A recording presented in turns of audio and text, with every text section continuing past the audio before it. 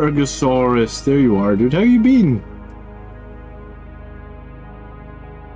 Colin was saying that he'd not seen you in ages.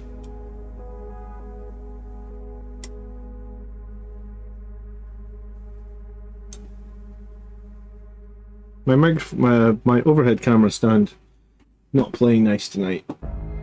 Nice to see you, Ergosaurus. How's things? Good evening, everybody. I did a tiny little bit of Warhammer this afternoon where I finally figured out what the hell to cover that. This guy had a gaping hole in his leg because he was supposed to have a chainsword on his leg, but I converted the model.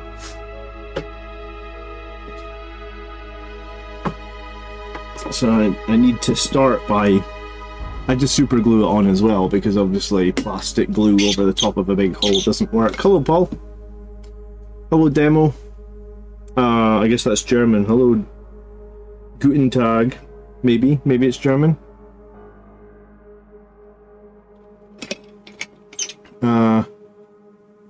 I haven't played Warhammer since the GT, man. It's been really bad. I haven't managed to get an opponent. I took a week off after the GT, and then the week after I haven't managed to get an opponent. And I think the week before the GT I was sick, so I haven't had a live battle on the channel for almost a month at this point, which is bad. We're going to definitely, hopefully, better not jinx it. We're going to hopefully get a live battle this week. I've spoken to Colin already and hoping that Wednesday night will be back to normal. I need to actually text him and ask him to bring the list he took to the GT that almost got to... Do I speak German? No. My wife's father is German, so technically my kids are... No, my wife's father is half German. That's right, so technically my kid... So if he's half German, then that makes my wife a quarter German, which means technically my children are at 8th German, I think? But we don't speak any German, I'm sorry. Languages weren't ever my forte. Even English isn't my forte. So yeah, because I wanted this sword, this little knife. This is actually from the Blood Angels upgrade sprue, this little knife. This seemed like the best thing I had that could possibly cover the gaping hole in his leg where the easy to build chainsword would attach. Because these Outriders are from the was it an Indomitus box that came with Outriders? No, it might have been the box before that. Yeah, maybe it was Indomitus. Yeah. So,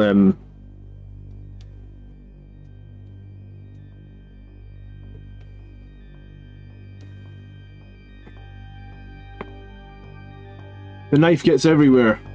It does get everywhere. Even Eternal Crusader, pairing up some freshly painted Dark Angels bits.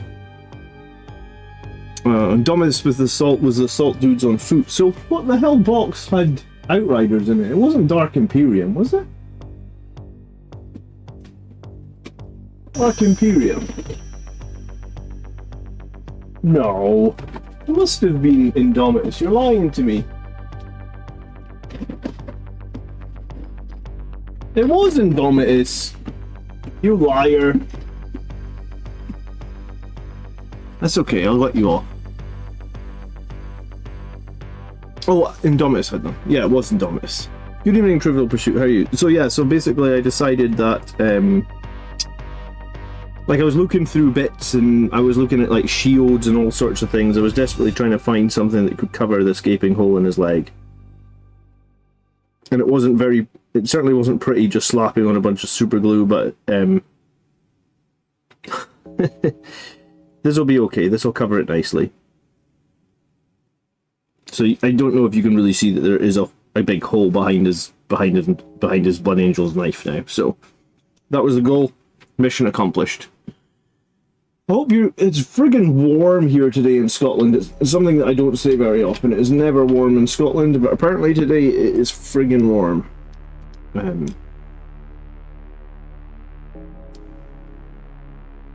So I've got the window wide open. It's raining outside actually. So I've got the ambient rain sounds in the room. I don't think my camera will pick up very many of them. But if you do hear rain on the stream, it's because the window's open. It's roasting. I say roasting, it's probably like 22 degrees Celsius, but in Scotland we're used to like single figures of temperature, so it feels warm to me. You rejoined the hobby a month after Indomitus. What, and you couldn't get a box just because it was 100 degrees here? Yeah, it's been a long time since I've been on holiday because of like COVID and having kids and all that, but I guess when I finally do get on holiday to somewhere warm that can go up to like 100 degrees, it's going to take me a while to acclimatize. I'm just going to melt for like 2 days or something.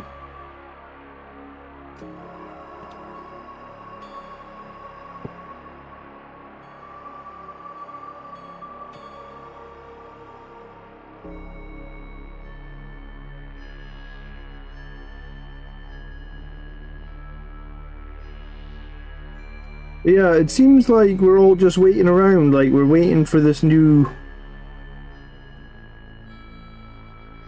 We're waiting for the new Warhammer 40,000 roadmap, right? We're waiting to know what codexes come next. Hello, Blood Buffalo, how are you?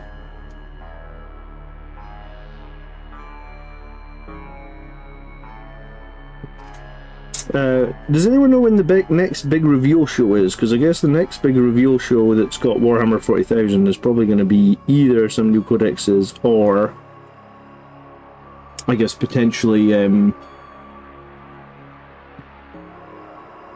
roadmap for like the next round of updates. I guess that's what we're hoping for. I'm keen to see a new roadmap for the new year. I must admit though, I have enjoyed Pariah Nexus. I'm looking forward to getting some more games with it. Hopefully, like I said, starting again this week. Am I picking up the new Boarding Actions book? Personally, I probably won't pick it up, but that doesn't mean I won't play it, right? Because a bunch of the guys that I play against like Boarding Actions, Kev being one of them. Kev's a big advocate of Boarding Actions, so I bought the terrain and commissioned the terrain. So I think the terrain and the commission of it, because it's like a lot of terrain, I think that cost like $500, or the best part of $500 to buy. I think the train was about 150, and I think the commission was maybe about 300, and then I had to get it shipped as well, and that's like a lot of terrain and it's heavy. So I think the shipping was about $50. So yeah, I bought that part of it. So I think somebody else will probably buy the book, and I'll be able to borrow the book. And I do plan. I like Boarding Actions, and one thing that I like about Boarding Actions is Mephiston is a friggin' badass in Boarding Actions. For some reason, he doesn't work at all in 40k, but you put him in Boarding Actions, and he's like a friggin' Primarch or something. I don't know. Because it is really warm, my kids are struggling to sleep. So I can literally hear a 2-year-old going psst, psst, psst. So I will be right back. What is it, sweetheart?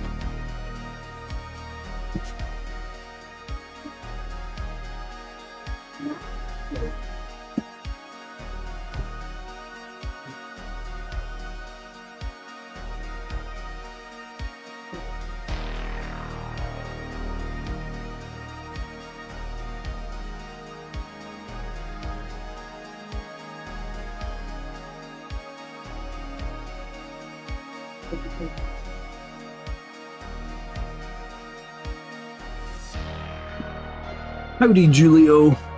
Shout out to you, sir, for motivating me to work on my backlog. I got too many models to work on. See, when you've got a giant backlog, as I do, I just pick like one small squad of stuff and just focus on it and don't care about anything else, man. And even if it takes you like a couple of months or something to paint that one small squad, at least it's one squad done, right? Like, I jump around a lot. Like, if I'm going to tournaments and stuff, I jump around and get 3 colours and a lot of models. And I guess there's a big advantage to having like lots of models with 3 colours, because then you can just play them to the tournament. So now that I've got this list that's been working, I'm just going back to all the models that had like 3 colours on them and like working through them and trying to finish them up. That's kind of how I do it. But yeah, sometimes it takes me 3 or 6 months to finish some units, but even if it takes a long time, I don't really care, just get onto it. Matt, good evening. I don't think Myth's only get nerfed. He's garbage in 40k. For some reason he works really well in boarding actions. I guess it's just the smaller squad sizes he can actually be pretty impactful. Seth is a great Terminator killing tool. Tell me, did you put Seth with a Sanguinary Priest to get the extra point of AP, or did you not bother? Will you ever start a Heresy army? I don't have time, Blood Buffalo, quite honestly. I just don't have time. I've got a lot of other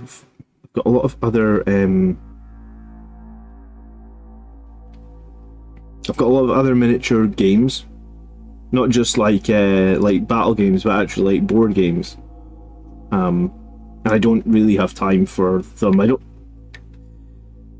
In like, let's say the last 5 years, I've had 2 painting sessions that haven't been Blood Angels. So I really don't have time, and I guess when the new 40k stuff comes out, I'm going to be focused on that. Like, as far as I'm aware, we're getting like a Primaris Lamartes, a Primaris Astaroth. There's a lot of rumour about new Sangre Guard, there's a lot of rumours about new Brutalis Dreadnoughts. So if we get like 1,000 points of new... Probably takes me a year to paint 1,000. I think at one point I was painting 2,000 a year, maybe 2,500 a year. But that was before I had the YouTube channel, and I was spending half my week working on YouTube videos. I think since I've had the YouTube channel, I probably struggle, I would say, to paint 1,000 points a year. I'm trying to think, like the last squad I finished was my heavy, like completely finished, was my heavy intercessors, which were like, they're 100-point squad. It's just 5 guys in Gravis armor, right? They honestly took me 6 months to paint. I don't think I was really painting anything else during that time either. It was just 6 months of the heavy intercessors. So based on that, I feel like I don't have time to play other games. I don't have time to get into Horus Heresy. I mean, I could get into it if I stopped making YouTube videos, but I'd argue that I'm probably better at making YouTube videos now than I am at painting. So what was your list to beat Astra Militarum? 4 tanks and so much shooting with lethal. I mean, I would have probably played the list that I was running into Astra Militarum. Like I deemed that the list that I had was a tournament list. The thing about Astra Militarum, I suppose, is like they did lose some strength with indirect fire nerf, and they did lose some strength with the reinforcements nerf.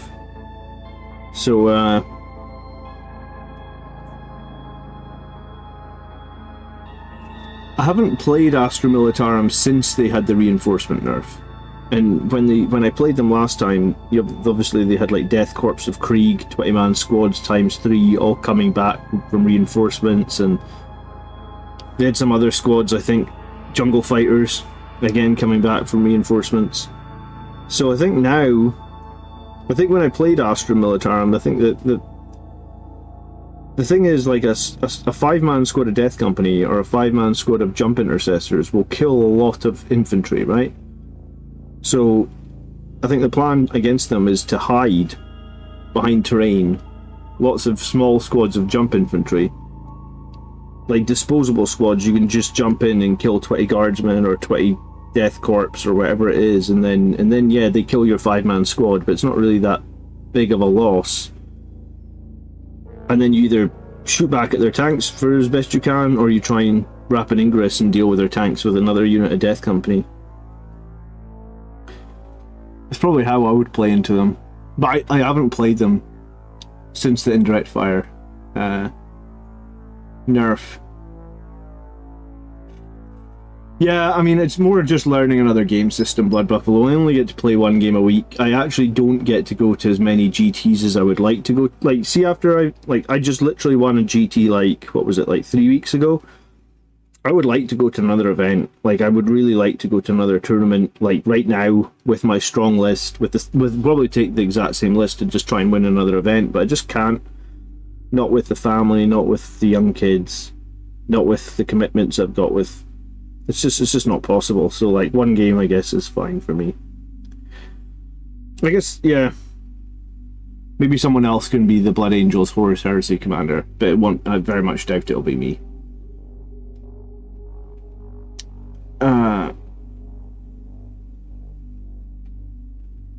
You did Seth on his own with 5 Assault Intercessors. I'd love to have the Priest in there, but I'm struggling to justify it. Yeah, I mean, I think you probably only put the Priest in if you're running him with 10. I was actually thinking, like, I don't know if this is viable, I would have to try it. I was thinking of trying Seth with 10 Assault Intercessors and a Priest inside a Repulsor. Just because the Repulsor is the cheapest way, I think, of having all 10 of them in a transport. And I figured I'd just like advance the Impulsor forward in turn 1, hope it doesn't die, and then advance and charge out of the transport turn 2 with Seth and everybody. Dr. Kushla says, "Hi guys, just got back from a local tournament and I ended up 10th out of 22, 2 wins, and the last was a loss against Thousand Suns. Last place was Blood Angels and first place was Blood Angels." Okay, I'm wanting to play Miles as Thousand Suns. I've heard they're super difficult to deal with right now. So hopefully in the next few months we'll get, maybe not even a few months, maybe like a month's time or something. I'll see if I can get Miles to bring on it. Miles always brings the nastiest friggin' armies. Like, I had so much, like, I had so many problems against his Grey Knights. At the start of the edition, I had so many problems against his Eldar. He just brings nasty, nasty stuff. But it's good. It's good to play against. You only get better when you play against tough armies. You don't get better stomping over people, right?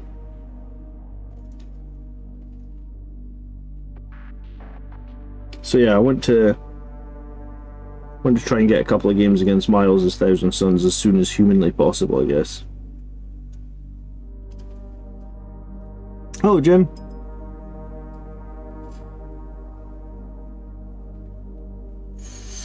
Yeah, attaching 2 characters to a 5-man unit seems wrong, I guess, from a lack of a better word, right? Like, it feels like when you're attaching multiple characters, you want to be attaching them to nice big 10-man squads. I mean, I think you can attach a single character to 5-man squads, but I don't know if I feel like there's enough value in there to attach 2 characters to a 5-man squad, I guess. But yeah, I haven't played much with Seth, I must admit. I know a bunch of people on the channel like Seth a lot and have played with him a lot in 10th. I plan on playing with him at some point in 10th.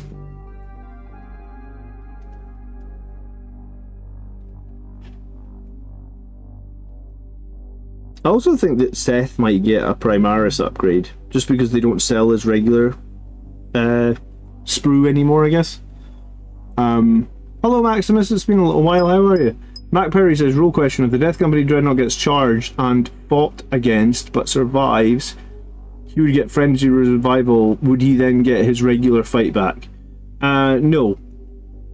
Because I think Frenzied Revival, I'm pretty sure he wouldn't, but if he fought first, then he would get two times to fight. I think he only gets the Frenzied Revival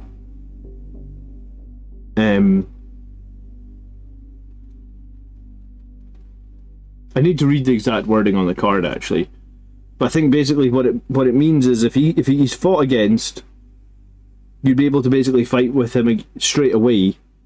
Like, it would almost be like an interrupt, but it wouldn't let you potentially fight twice. Someone in chat will confirm that, but I'm pretty sure that's how it should work. So, like, if 2 units charge the Death Company Dreadnought, one of them gets to fight it. The second that one's fought it, the Death Company Dreadnought gets to fight back. You'd probably put all the attacks into the second unit, hopefully whittle it down so it was very weak. If you kill the second unit, that's you done. if the second unit's got a couple of guys left and then they attack you, then you're fighting again. What do people play instead of captains with intercessors for the middle objective? I mean, I played company heroes, Daryl. I was actually gonna, my next tactics video I was gonna make, which was probably gonna come out this Friday, because, you know, I haven't got a script or anything yet for it, but I figure I'd probably start working on it on Monday night or something. So I was going to do a video about the company heroes and the captain, why I prefer them to the salt intercessors and the captain. And yes, they do less damage, but like you said, what do they hold the middle? Can they hold the middle objective? Hell yeah, they can hold the middle objective. You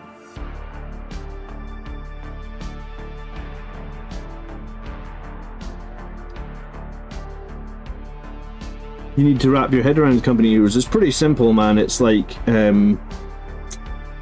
assault intercessors are 75 points, right? So that's 5 guys with 2 wounds, T4. So basically 10 wounds at toughness 4, 75 points. I think the heroes are 95 points, so you're paying 20 points more.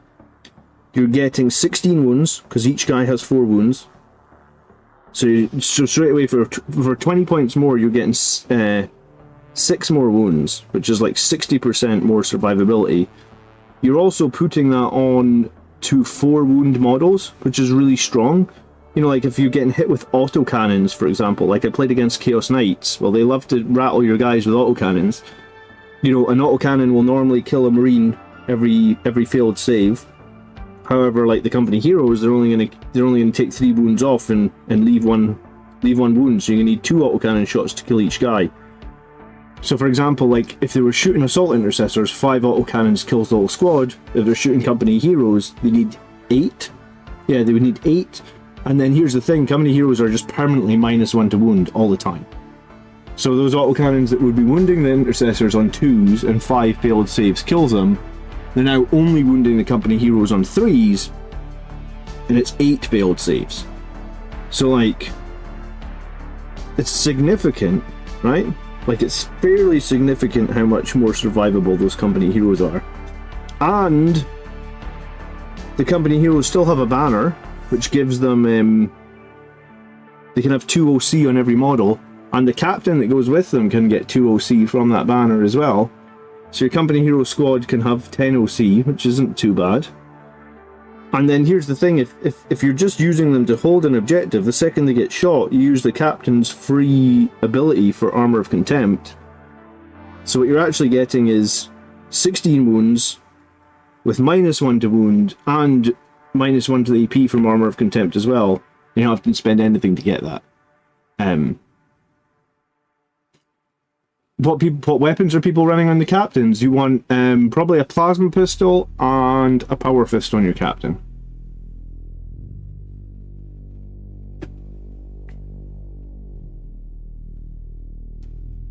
Dr. Akushla uses the company heroes and the captain as side objective holders. Yeah, I mean, I use them for... I think they have lots of uses. I think they're a really good squad. I think for some reason people aren't running them. I think they're kind of criminally underrated. Hello Phil, good evening, how are you? Do I still have an Element Games link? Yes, I do. Absolutely, it should be, I'll put it in chat.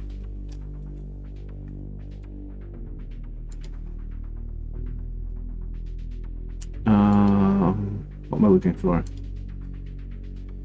My referral code for Element Games, where the hell would that be? Here it is, one sec. I was going to say, do they actually have company heroes in stock?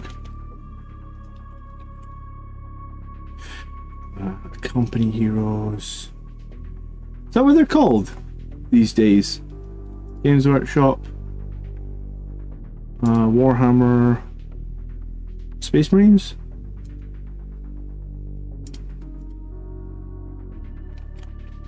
Company. Yeah, no, it's company heroes. Okay, so for some reason I didn't find it.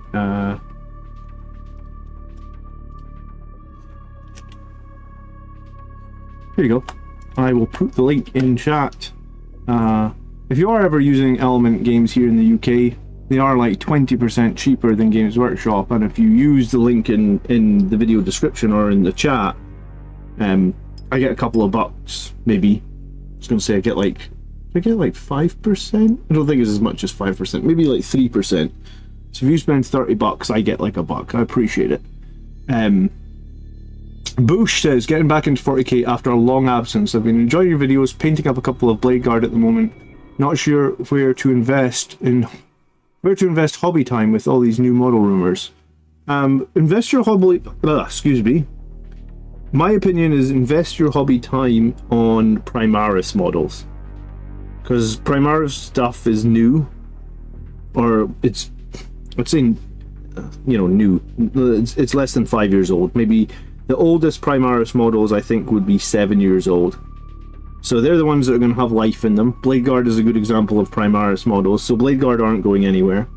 So Blade Guard are good. But then I guess, like, for example, there was just a new squad of Terminators in the Leviathan box. So I would say just invest your time in models that are less than 10 years old. And if you're doing any Firstborn Space Marine stuff that is over 10 years old, then just be aware that there is a small chance that it is disappearing. You see that display case behind me on that top shelf? It's full of models. All that stuff. There's like 1,000 points of models in there. All that stuff got Legends at the start of 10th edition. I don't think too much more will get Legends this edition. But I guess, yeah, I would really invest hobby time in Primaris models. Unless, of course, like some of the guys were talking about a minute ago about Blood Buffalo was talking about Horus Heresy. If you play both, you're fine to do Firstborn. If you don't play both, I would stay away from Firstborn. Thanks so much for the $2, Blood Buffalo. You're always very generous with your super chat, so I appreciate it. Apparently I can like your super chat. Can I? Oh no, that's weird. There's a little like button on it, but I can't click it. What the hell? There we go.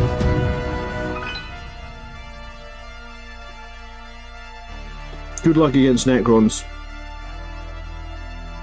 How are Necrons since the balance data slate? Because before the data slate, people were sort of very afraid of them. I haven't heard too much negativity about them since then. Jaegerbomb's in the house. Behind us, excuse me, Jaegerbomb. Beside Assault Terminators and Vanguard Veterans, what units do you think they'll be adding to the Space Marine range?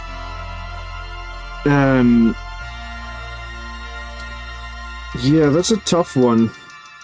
I think it's more likely what units they're removing from the Space Marine range, because they already said that the Space Marine range was too big. Because they said there was like 90 data sheets. Here's the thing though, the Orc Codex came out. And I was going through the Orc Codex because I was making like a 1,000-point Orc list. Orcs have so many units to choose from these days. So it's like, I know they were trying to get rid of some of the Space Marine stuff, but I was like, wow, Orcs have a lot of units as well. So, what do I think they'll add? Yeah, well, I mean, I suppose we're all hoping for Sanguinary Guard and potentially Primaris Death Company with jump packs, right? But in terms of like general Space Marine editions, that's kind of a tough question actually, because like I guess if you look at Leviathan Jaegerbomb, the fact that they put in like, I don't think anyone really runs Infernus Marines. I think they were like a missed, I don't know what you call a missed, just a not a mistake, but yeah, I don't really see anyone running Infernus Marines. No one runs Desolation Marines anymore.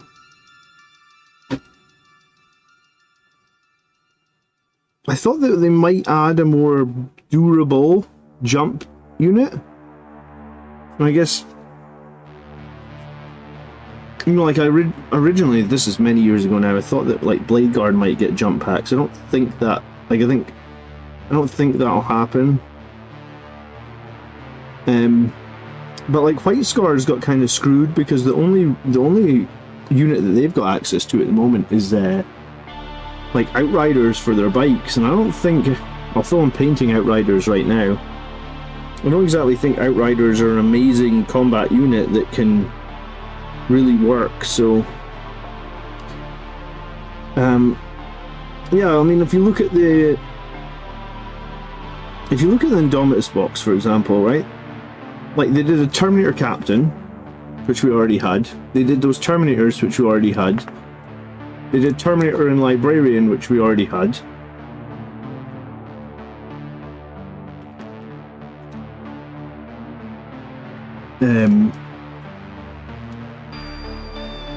We'll look at the back of the box a second.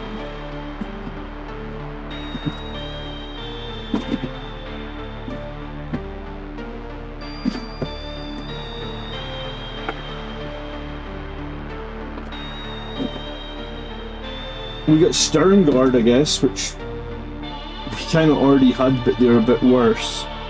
And we got a Ballistus Dreadnought, which is basically a version of the old las cannon missile dreadnought. Yes, we got the Tyrannid War Lieutenant, and yes, we got the Biologist Apothecary. Yeah, it's a tough one, actually, because there's nothing in there that's really revolutionary, or I don't want to say there's nothing in there that's exciting, but yeah, it's I don't know, like I'd assumed that they would do some more bikes, because they obviously took away a bunch of the bikes, and the bike options right now are very limited, like no special weapons on bikes and stuff like that,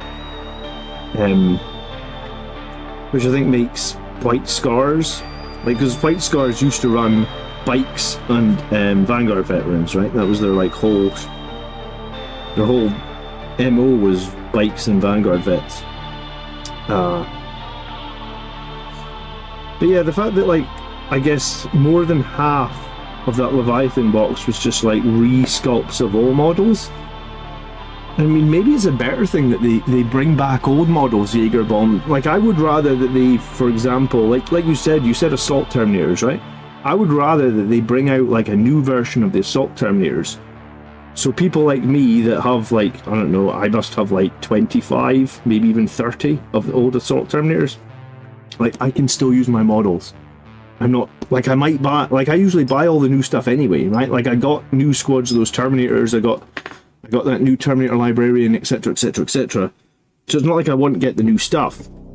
But I much prefer that than getting told, like, oh, by the way, all these models that you had before are just worthless and you can't use them anymore. So I'm not necessarily looking for new sculpts, Jaegerbomb. I'm hoping for... If I got to choose, I would ask them to just bring more Firstborn units to Primaris. Like, let's have a Primaris Devastator squad. But if you have the Firstborn squad, that's fine. You can totally use that Firstborn squad. You know what I'm saying? That's what I would prefer. That was the longest answer I've ever given for a question. GW said we had too many Marine data sheets. Let's make a Primaris Predator called a Gladiator, but make 3 different data sheets. Yeah, Jim, you're right. And also they did 3 data sheets for the Thunder Strikes as well. No, the Storm Speeders, sorry. Storm Speeders play a lot different to Land Speeders, though. Here's the thing, like, people used to run Land Speeders, and Land Speeders used to fit into almost any list. You know, it always used to be like, if you had 70 points left at the end of the list, you know, like, I know a lot of people put in a squad of scouts or whatnot if they get to the end of the list and they have a little bit of space. But I like... Hey, Drew, thanks so much for subscribing. I was going to say become a member. No, subscribing. Appreciate it, Drew. People used to like to, you know, sneak in a cheeky attack bike or a cheeky land speeder. And now those storm speeders are so big and unwieldy that no one really uses them. Good morning from Australia, says Ardy. I make a count as company heroes using the Captain, Blade Guard, the Ancient from the Indomitus kit, and 2 spare Stern Guard from Leviathan. Do you know what, Ardy? It's funny you say that, because my company hero squad is exactly the same. I used the company champion. I actually used the new Terminator. I used the Terminator Librarian because I got 2 Terminator Librarians because I swapped one half of the Indomitus box with the NIDS player. So I used one of the Terminator librarians with a Sangre Guard banner to make like a ancient on a 40mm base, and then I actually used 2 heavy intercessors because I had some of them spare. So my company heroes, I didn't buy any company heroes, I converted existing stuff into the company heroes. So great minds think alike, Ardy. Good for you. Jim misses speeders so much. Mac misses speeders. Bush says, thanks for the advice. The nostalgia made me really pick up a couple of older bits like Predators. Yeah, you know, like I have 4 Predators, Bush. And I actually just literally won a giant, I wouldn't say it's a giant tournament, but I just won a 32-player tournament using some of the old Predators from like 1994. But yeah, it's a tough one, right? Because some of those old models can actually end up being like quite competitive and stuff, but I guess there's a big risk about. That's why I suppose probably like my list, in a way, my tournament list would have probably been more preferable to me to have 3 Predators, but I used 1 Ballistic Dreadnought just because it was Primaris model, and you know, I guess I'm not made of money. I think my daughter is out of her bed again. Give me 1 sec. I'm gonna see if I can wrangle her to finally stay in bed for more than 5 minutes at a time. This is why I don't have time, Blood Buffalo. Anytime I wanted to sit down and read a rule book that isn't 40k, be like, can you please stay in your bed? I'll be right back. Come on.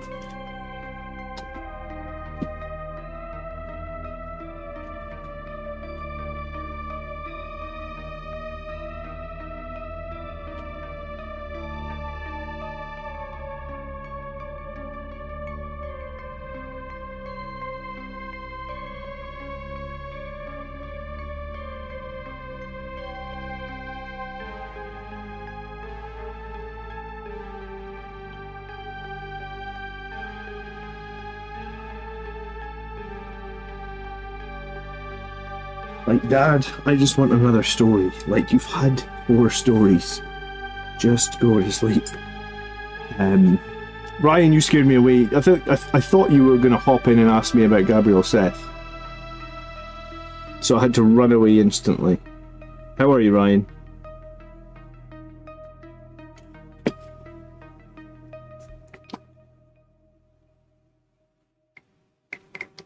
I think I've got a plan for when I do run Seth, by the way, Ryan. I think I'm going to run him with 10 and the Assault. I'm going to run him with 10 and the Impulsor. And I think I'm going to try and put the Sangre Priest in there as well. Phil, you're a superstar, dude. Thank you so much. You're always very generous, Phil. I appreciate it. I saw a few people actually sent me photos this week that their Blood Angels Commander merchandise has arrived. Look at this one. I have awoken.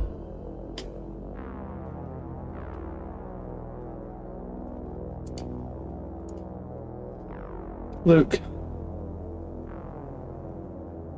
People are sending me photos now. This one's cool though. I'm going to wear it on my next battle report for sure. Do really appreciate the gifted subs. Thank you so much, dude. I have awoken. If you did get given a gifted sub, remember you get access to our members only Discord room, so link up your Discord, come join us. Phil, your merch is coming this week. Nice. It takes a few days once you order it for them to print it, I believe. But the print quality on this is really decent, because the one that I did before, like a year ago, the test print was kind of... The test print looked okay, and then it went through the wash one time and it came out and it was like, yeah, that's horrific.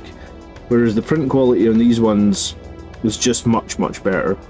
So, I mean, I've only washed my one once, but it seems perfect. Hello, Pertuba? I can't even say your name. I'm not going to try. You run Seth solo? He's 80 points. Okay. Does he get advance in charge if he's solo, or does he have to be attached to a unit to get the advance in charge?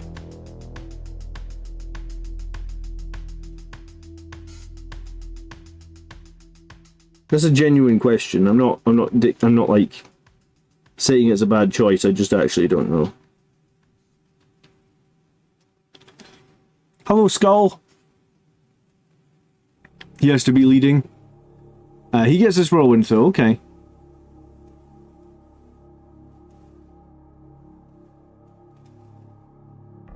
Had a bloody game tonight with sisters, and I thought about doing the same because of how big an investment the Land Raider is. Yeah, the Land Raiders are so expensive, man. And here's the thing. If you have, like, a Land Raider, there's a good chance it can die in turn 1, right? So, like, how is that any different from a repulsor? Like, if you have a repulsor, there's a good chance it can die in turn 1. Those big transports are kind of hard to hide, and then you tend to just want to be throwing them forward as quickly as possible, right? So I guess that's my sort of overall thought with, like... Well, I ran a repulsor to a GT when it was a bit more expensive, and I kind of thought it was okay, because it was like, well, in the early game, your opponent is going to be able to shoot something, and the repulsor is kind of cost-effective, in that it's like 12... What is it? Like... Toughness 12 and 16 wounds, and only 180 points. So it's like, it's kind of cost effective. If your opponent puts all their shooting into a repulsor, even if they kill it, it's not the worst thing in the world, because it's like, well, that probably absorbed a lot of shooting that could have gone into my other units, right? So I'm kind of okay with the costs. Rothbury says, "Hi, I love the channel and the videos, man. I've recently started 40k and like the look of Blood Angels. Do you think I should hang on before buying anything, as there may be new releases?" So you can buy Primaris stuff fairly safely, I would say. Iron Angel, hello. So what you could buy, for example, that works well with Blood Angels is Impulsors. They're going to be safe. They're going to be here. Assault Intercessors, they're going to be safe. Infiltrators, they're going to be safe. Commander Dante, he's going to be safe. Mephiston is a weird one in that Mephiston's rules are not very good. But I mean, he will be safe because he's just had a brand new Primaris model like a year ago. What else is going to be super safe for Blood Angels that you could buy? I mean, a lot of people run Gladiator tanks. They'll be safe. You can magnetize a Gladiator tank to have all 3 variants. So you can buy one tank and it can be basically 3 different variants.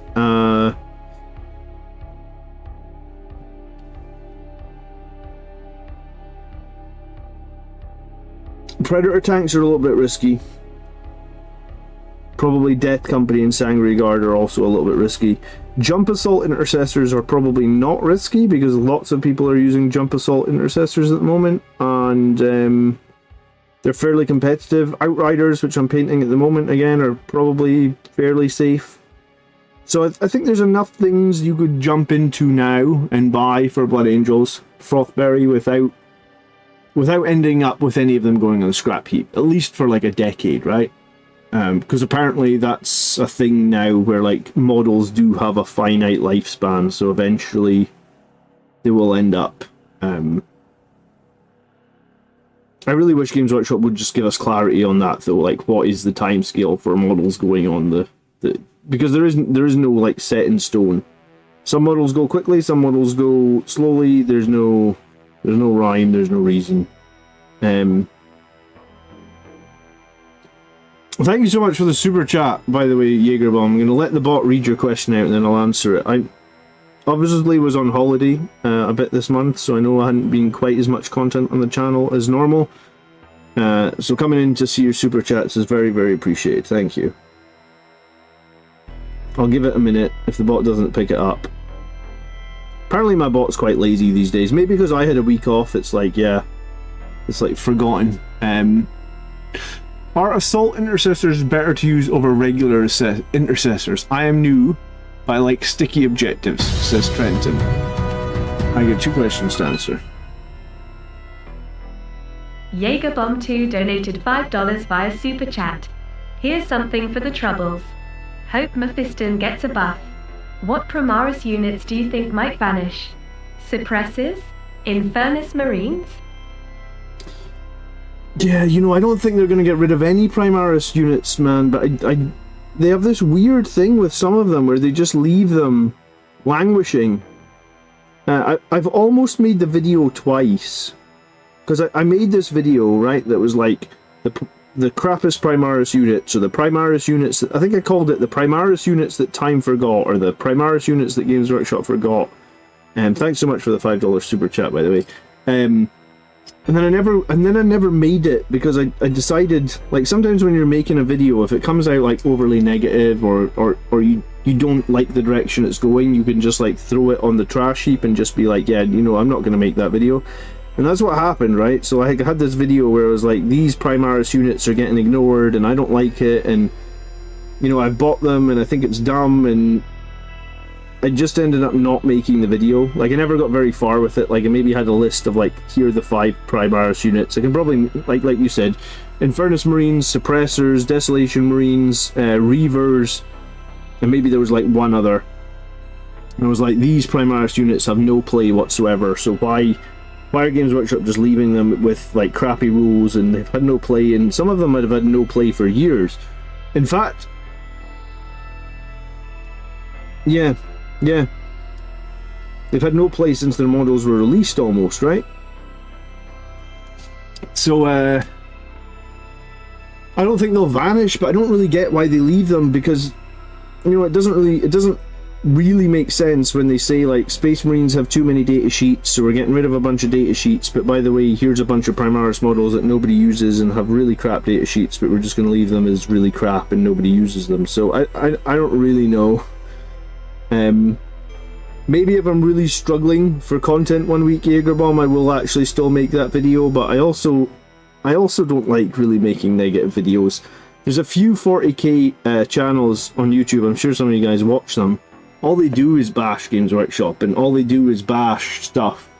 And honestly, one day I just unsubscribed to all of them. There's a couple of channels that I watched as well that used to just bash Star Wars, like Disney Star Wars. You guys know I like Star Wars. And I honestly unsubscribed to all of them, because I just felt like I've got enough negativity on my life.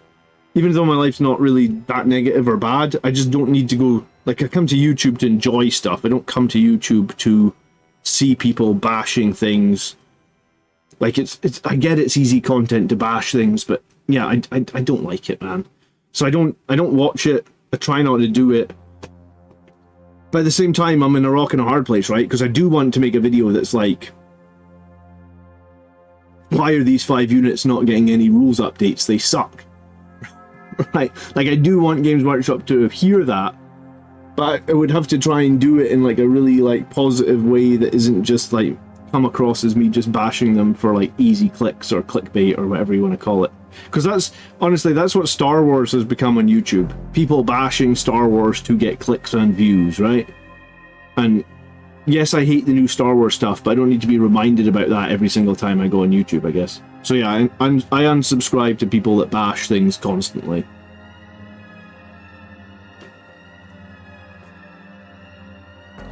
So, but yeah, good question, Jaegerbomb, and thanks so much for the... you're always here supporting me, dude. I appreciate it. I have awoken. Sorry, Trenton's question. He asked about, are regular intercessors good, or assault intercessors better, basically? I think there is a place for like one squad of regular intercessors in a list, right? And you make a good point, Trenton, because they can sticky objectives. So you can start them on an objective in your home field deployment and get that stickied ASAP, then you could throw them into a transport and you get them to another objective and get it stickied. Blood Buffalo's here for the positivity. Mark Jackson, upgraded company veteran. Mark, thank you so much for the long-term support. I'm sure it's been long-term support from you. I appreciate it. Yeah, so I think like, people are going to prefer assault intercessors and blood angels all day long because they get more attacks with their chain swords, and they obviously have AP, and they get rerolls to wound, which is very strong when blood angels can get like lethal hits, and you can get +1 to wound as well fairly easily. So assault intercessors are a very meta pick / good choice for blood angels, like, we know that. But I mean, I went to a tournament with regular intercessors in my list with the pure reason behind doing some sticky objectives. They're only 80 points. I did actually consider the tournament I was just at, where I had like 2 squads of Outriders. If it wasn't working, I was going to drop one of the squads of Outriders for a squad of regular intercessors, again, just do sticky. So, you can do both. But I think Blood Angels players, I guess Trenton, are just going to be more swayed with Assault Intercessors because they just do a lot of killing. And in the meta that we're in, it's usually good to have something that can secure your home field objective. The meta for Space Marines right now is Infiltrators. So you put a squad of Infiltrators on your home field objective, and they're going to sit there for most of the game and hold your home field objective fairly safely. So that sort of, in a way, limits how you can use regular intercessors. Because you're going to have a squad that's probably going to sit on your home field anyway. So the sticky objectives of the regular intercessors is going to be redundant because you've got those Infiltrators sitting on your home field objective. If you don't have... Oh, Throthy was asking... Actually, Throthy, I didn't mean... Did I say Infiltrators is one of the units you could buy? Infiltrators are so meta right now. They have been meta for years. They're just super, super strong. They're a Primaris model, so they're going to be here for the indefinite future. If you don't have any Infiltrators, get some Infiltrators. You only probably need 5 of them. The box that they come in, the Primaris Infiltrators, you can build them as Infiltrators or Incursors. So you could do like 1 squad of each. I actually have 3 squads of Infiltrators and 3 squads of Incursors. You probably don't need 6, but yeah, Infiltrators are super useful right now. Reavers are a good example of the most neglected unit, says Jaegerbomb. Really, I mean, like, Reavers just probably need 1, like, if you put 1 AP on Reavers, that's the messed up thing, Jaegerbomb. You could literally give Reavers 1 AP on their knives, and like, people might actually start to find a use for them. So I think they're only like 1 small buff. You know, I suppose it's like when Blood Angels got that +2 to strength, and we all looked at it and went, +1 to strength, does that really change Blood Angels? And then you go and play a few games, you're like, wow, 1 extra strength actually makes a huge difference here. So yeah, I do think if Reavers are probably, and probably Suppressors too, they're probably only like 1 or 2 small buffs away from having a use within the meta. But they don't even touch the points on them. That's the thing that annoys me. It's not even like because they always say, like, one of the tools we've got to balance is points. Well, like, Desolation Marines went up to an insane amount of points and they just sat there. No one plays them and no one uses them, and... You know, I don't really know what they're... They must know that no one's taking Reavers in competitive play. They must know no one's taking Suppressors in competitive play. So, like, they must have data on this, right? From BCP or from whatever they're tracking all the tournaments in. So I don't know why they get left, I guess is the answer. Hello Dracula, you should rework the video for April Fools and make it Primaris gem units.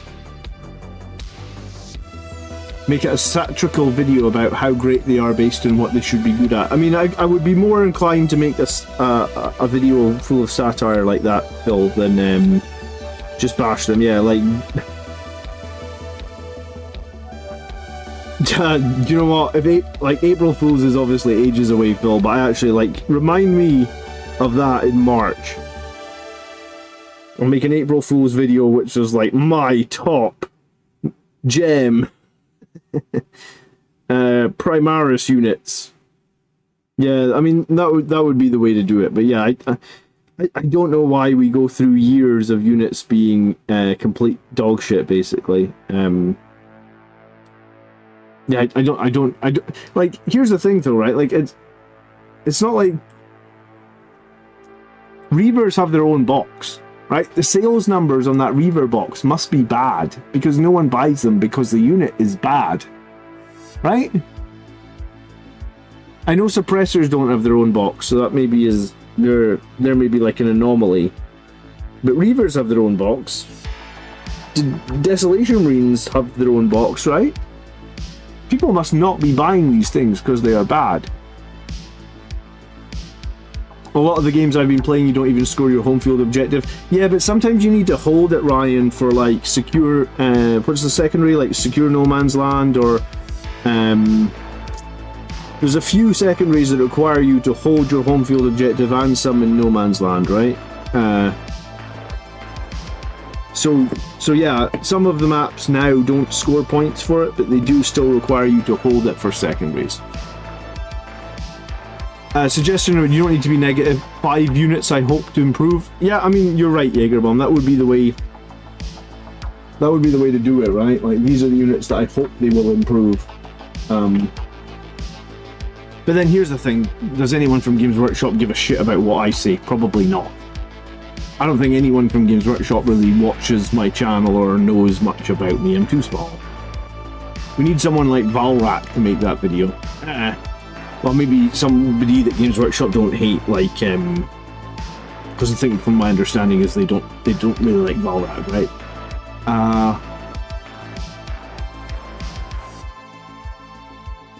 I've played suppressors a bit, and they're actually quite killy into the right targets, but they're just 3 normal marines, so they die to anything. Yeah, I think that was the thing. I thought, like, if suppressors were maybe in Gravis armor, they might have been okay. I don't think the AP on their pistols is all that impactful in the Reavers. I really think they needed AP on their weapon. It's just a gamble. Hello, how are you doing?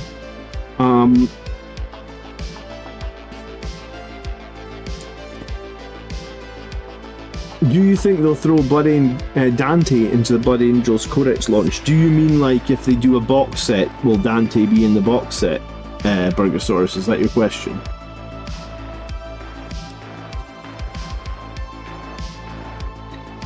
A bunch of these metallic paints, just the pots of them are just full. I still hate these pots, by the way. Always fill up with dead paint.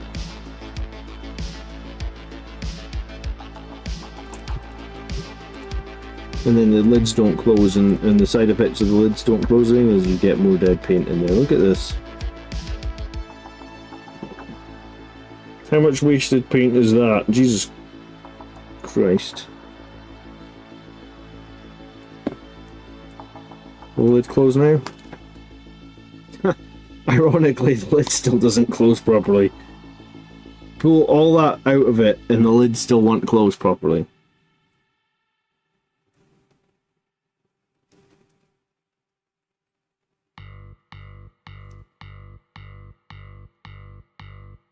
I was just going to shake it, but I was wanting the lid to close properly before I shook it.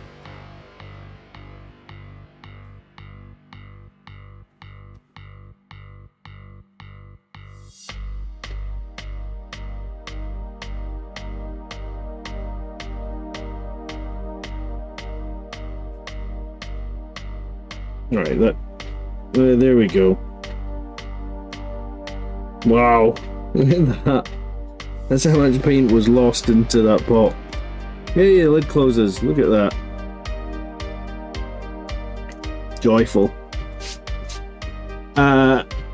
Will I play Seth finally? So I'm wanting to so this week I'm playing Colin, and Colin was a single battle shot test away from winning his 3rd game at the GT, and if Colin had won his 3rd game at the GT, then I would have played him on the top table. So I haven't actually asked Colin if he'll take his GT list, but I'm wanting Colin to bring the list he would have taken to the GT, so we could have had, like, you know, like that Marvel What If show? We can have, like, a What If. Like, this would have been the GT final if Colin's opponent had failed the battle shot test in the final turn, and he'd won. That would have made Colin 4-0, so I would have played him at the final. So I'm wanting to play Colin's list with the list that I took to the final, and then after that, yeah, I'm gonna try and make a list that's got Seth in it. I think it's gonna be Seth plus the Sangry Police plus 10 Assault Intercessors, and I think I'm putting them in a repulsor. Pretty sure that's what I'm gonna do, Pillar.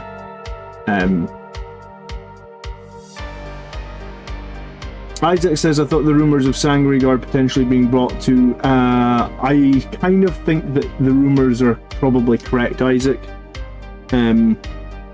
Sangry Guard are probably going to get, because here's the thing, I've been saying it for years now, Games Workshop really can't balance Sangry Guard. They either have them where they're completely unplayable, or they have them where they're too damn strong, and they haven't been able to find a median.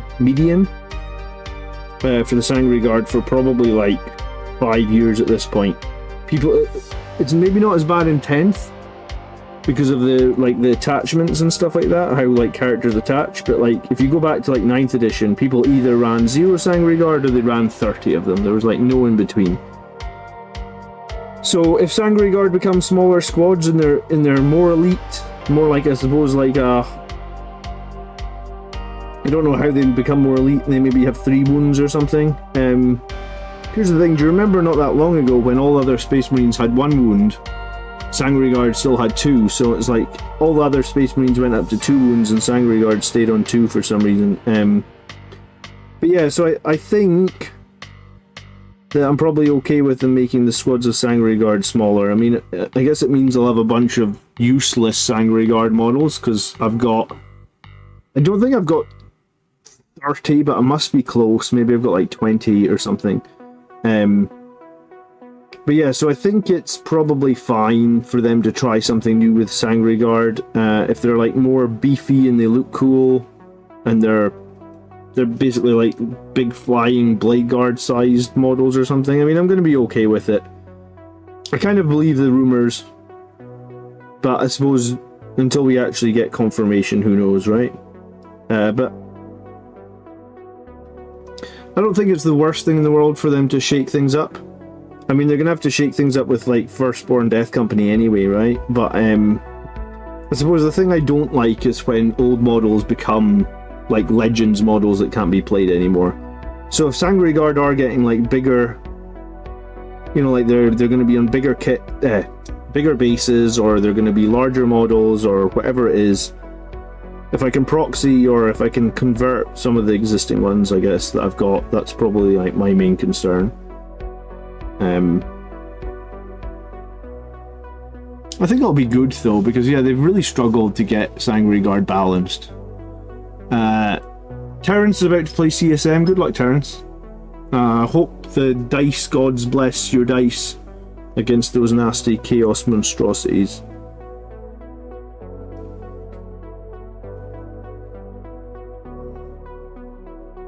But I mean, if you go back a little while and you ask Blood Angels players what they want, probably most Blood Angels players would have been asking for Primaris Sangre Guard if you expected them to be exactly the same.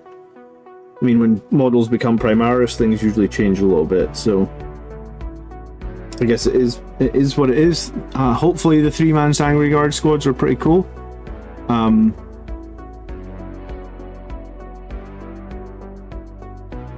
They'll need to be really tanky. Yeah, though maybe they're... I mean, they were originally bodyguards, right? If you go all the way back in the lore. I mean, I don't know what they're bodyguarding at the moment, because they die like their armor's made out of paper, so, yeah, I guess we'll find out. But I think they'll probably be able to maybe balance them better if they're in smaller squads. Because I don't know if I really like... Well, I'll tell you right now, I didn't like the game in 9th edition when people told... Like, there was a period in 9th edition, I think it was the season where we had Armor of Contempt on all the time. So every unit in Space Marines just had permanent Armor of Contempt. And basically the Blood Angels list, the meta list at that point, was like 30 Sangre Guard, 30 Death Company, and 30 Jump Marines.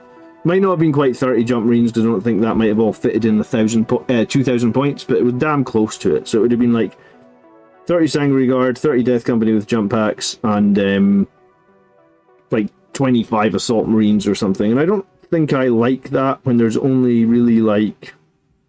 Well, when there's only really 3 different units in your army. I think it's a bit bland, maybe, or a little bit boring, or... Considering, you know, there's a codex with 100 data sheets in it, I think if you're only using 3 of them, I think that's kind of a problem, right? Hello, Highland Phoenix.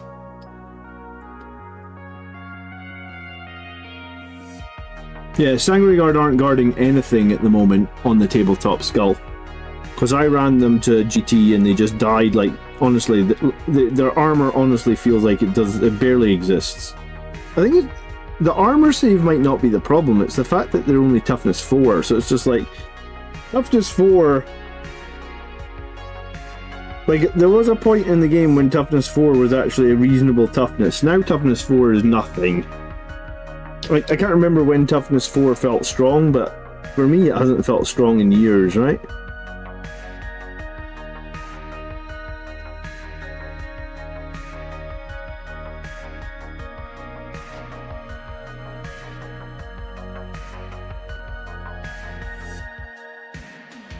I came in, as you said, 3-man Sangre Guard. It's a rumour, Jeffrey.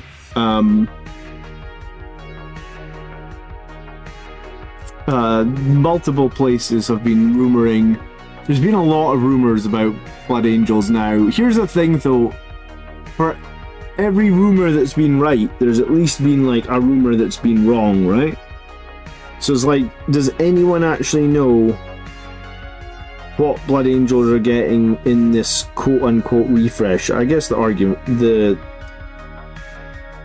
guess realistically, no. Nobody knows. So when nobody knows, the rumors are flying. I mean, there was a time there where people thought that the Leviathan box was going to be a Blood Angels box, right? So, like, who knows? Who knows if any... These can all be completely unfounded, made up by some guy on Reddit. Just to give us false hope, or just to... Could be anything. So, I don't know.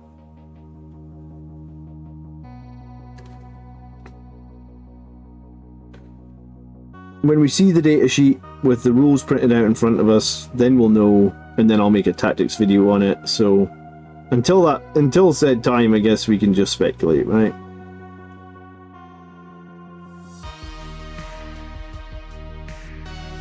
I've so much painting to do in these Outriders. I don't quite realise...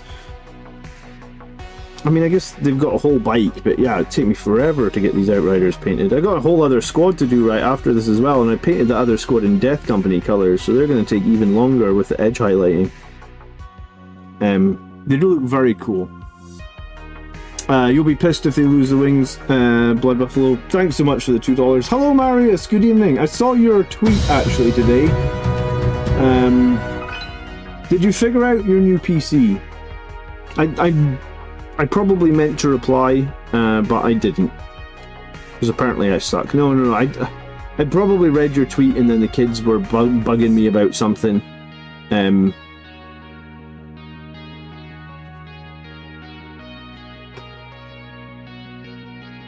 Jeffrey doesn't want them to take his Ball Predators away. Yeah, that's an interesting one. I don't think Ball Predators will go away this edition. I kind of as well hope that they keep some of the iconic tanks, you know that? Like, I don't want to see every single iconic tank replaced with a friggin' hover tank. I don't mind the hover tanks. I know some people don't like them, but I don't mind the hover tanks. But I'd be quite happy if... That's what I would like them to do, is, like, I'd like them to come out and say, like, right, we're never going to replace Vindicators. Vindicators are a legendary tank that always have a place in Warhammer 40k. So then, if people ask me and say, like, hey, John, should I buy a Vindicator? I can just be like, yeah, Games Workshop have said it's not going to Legends or anything like that. You'll be good, buy all the Vindicators you want, or buy all the Predators you want, or buy all the Baal Predators you want. You know, like, I kind of wish that we knew what's staying and what's going, right? Like, or at least at least some direction, you know? Because I think by having no direction, it's just a little bit...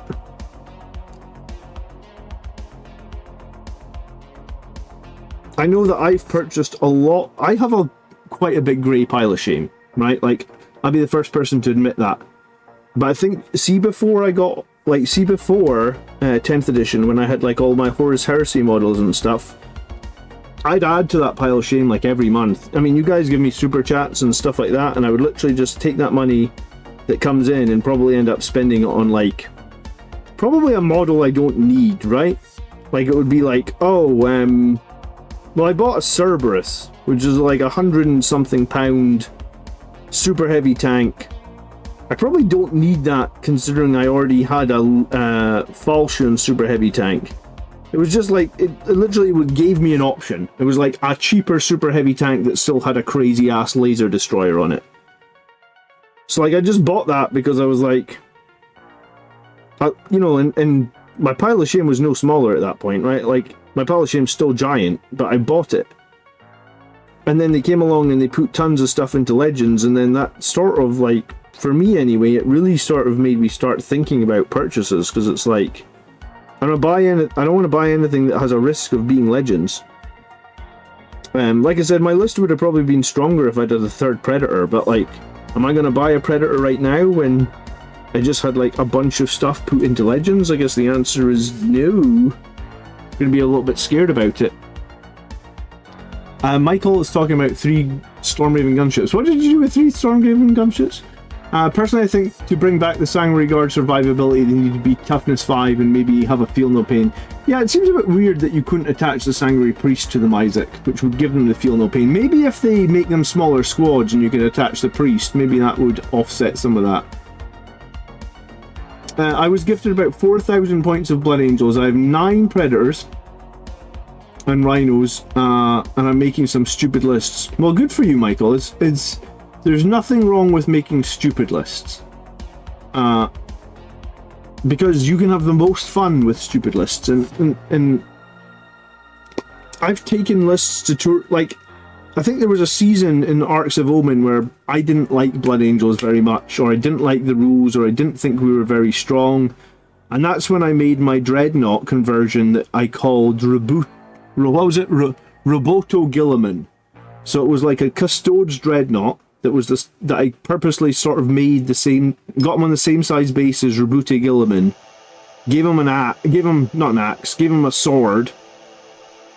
Do you know what? I've not had him out. He's just here.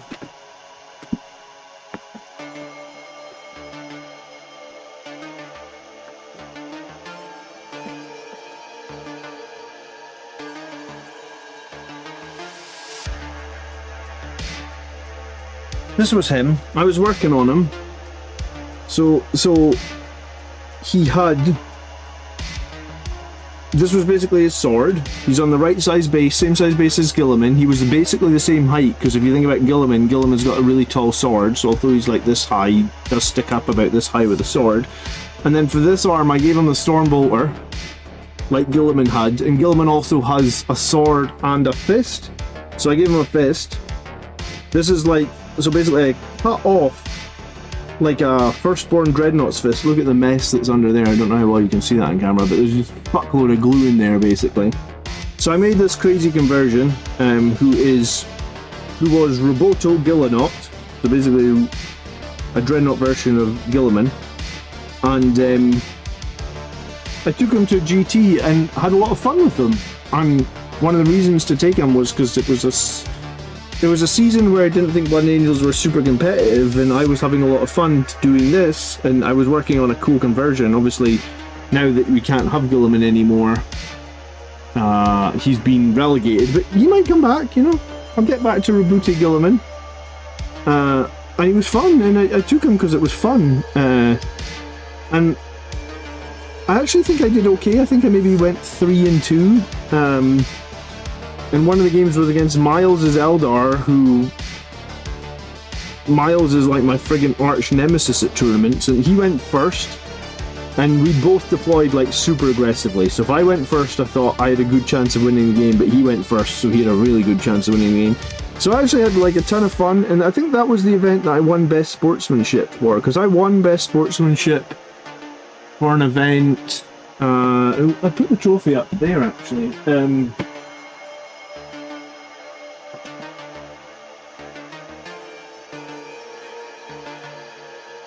It doesn't say the date on it, but I did win Best Sportsmanship for an event, and that was when I took a silly list, right?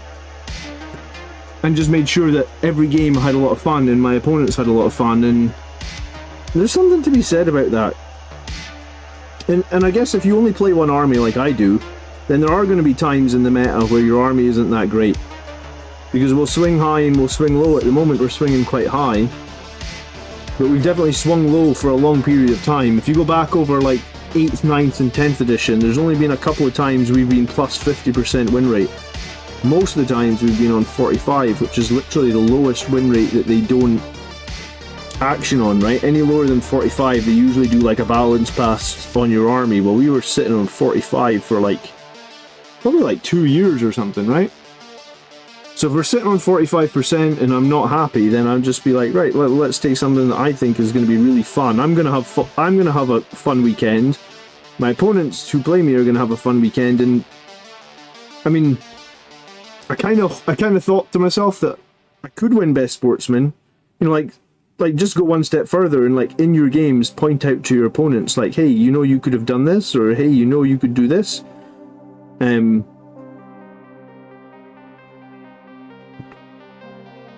I don't know.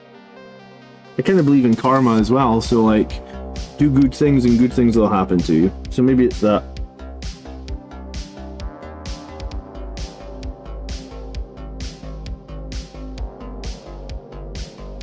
But yeah, I would like a season again.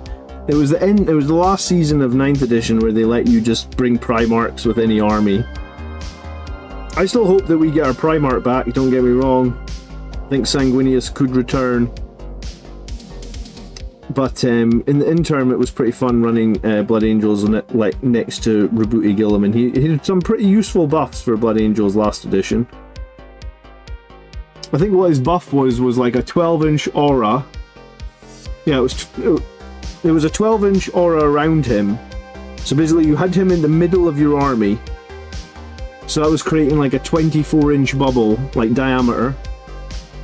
And you would get, what was it? You get reroll ones to hit. So like a huge amount of your army is getting reroll ones to hit, and it passed on tanks as well. Normally, last edition you couldn't really get rerolls on tanks. So you're getting rerolls on your tanks to hit, and you were getting +1 to advance and charge, which stacked with Blood Angels +1. So you're actually getting +2 to all advance and charge rolls. And if you've ever played Blood Angels with +2 to all your advance and charge, then you feel pretty fast at that point. I had a lot of fun actually playing with Gilliman last edition. I hope that they do something crazy like that in the future as well again, because it was fun. Highland Phoenix. Your list had a great MSU redundancy, likely the one of the best Blood Angels list you can take right now, and you played it well after lots and lots of practice. I felt like it was a really good list, Highland Phoenix. Like, it's probably the first time I'd gone to a tournament where I was actually like, well, the new rules were out, right? So like the new missions had just come out, so I had no one had barely any experience with the new missions. So I was thinking to myself, like, no one's got any experience with these new missions, so that's good. I mean, I feel like I play okay having no experience with the missions. So I thought that, like, I'm okay that the fact that, like, not many people have had a ton of experience with the new missions. So I was feeling good about that, but then I was also feeling good about, like, I played that list an awful lot of times in Leviathan, and it done really well, and I felt like there was maybe a couple of small armies that I might be like I was a little bit worried about knights, but I also felt like I don't know, I was just feeling confident for some reason. It was probably false confidence to an extent, and in that, like, because I don't often go into GTs feeling confident. Because normally I go into GTs thinking, oh, Blood Angels are 45% win rate. I'll probably have to play against friggin' 55% win rate Eldar, and they'll be, or 55% win rate Necrons, and there'll not be a lot to do against it, right? Like, I never felt that going into this event, because I didn't think there was one army that was like flying ahead of me. I did think Eldari were strong, but I had played quite a lot of Eldari, right? Andrew had brought Eldari on the stream a lot, and I felt like I knew how to deal with Eldari. And Colin had brought Death Guard on the stream a lot, and I felt like I knew how to deal with them. So for once, I guess, and also I think Brett had brought Orcs, and I knew Orcs were super strong, especially the Mega Knobs. But I'd had the game against Brett's Orcs, I think, where I'd won by like 1 point with my list, or I'd lost by 1 point. Maybe I'd lost, I can't remember. I'd either won by 1 point or lost by 1 point. But that was when the Mega Knobs had like the 4-up Feel No Pain. So I was like, man, There's a big difference between 4 up feel no pains on those mega knobs and 5 up feel no pains, and I actually made a huge misplay in that game against Brett as well, in that I shot all my infernal pistols into a squad of mega knobs that had a force field. So rather than like going to -4, they were saving on 4 up, because the force field gives them a 4 up in bun save. So I'd shot the wrong squad of mega knobs. So I guess like, but hey, you know, like, you've got to make the mistakes to learn, right? So I'd made the mistake, I'd shot the mega knobs with the force field, and I'd hardly killed any of them.